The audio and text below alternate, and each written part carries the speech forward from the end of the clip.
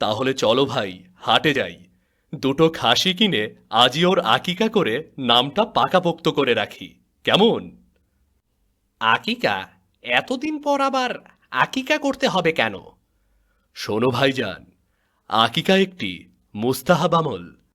নবজাতক সন্তানের পিতা বা অভিভাবকের পক্ষে আল্লাহর শুকরিয়া আদায়পূর্বক কৃতজ্ঞতার নিদর্শন স্বরূপ আকিকা করা মুস্তাহাব। আমাদের প্রিয় রাসূল ও সাহাবায়ে কেরাম থেকে সহি ও মোতাওয়াতির হাদিস দ্বারা আকিকা প্রমাণিত। আমাদের প্রিয় রাসূল তার আপন নাতি হযরত হাসান ও হুসাইন রাদি আল্লাহ তালা আনহুর আকিকা করেছেন। সহি বুখারী হাদিসে রাসূল সাল্লাল্লাহু ওয়াসাল্লাম ইরশাদ করেন, ছেলে মেয়ের জন্য আকিকা। এদের পক্ষ থেকে রক্ত প্রবাহিত করাও এবং এর মাধ্যমে ময়লা দূর করো।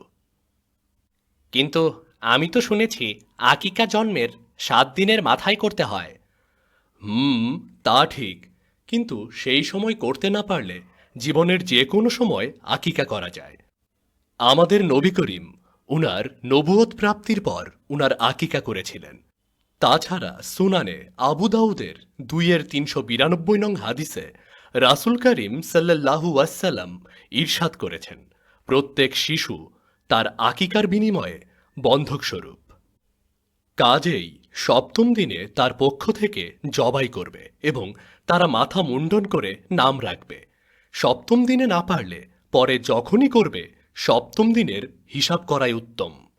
হ্যাঁ, তাহলে তো জিমির নানা হাসানের আকিকা করতেই হয়।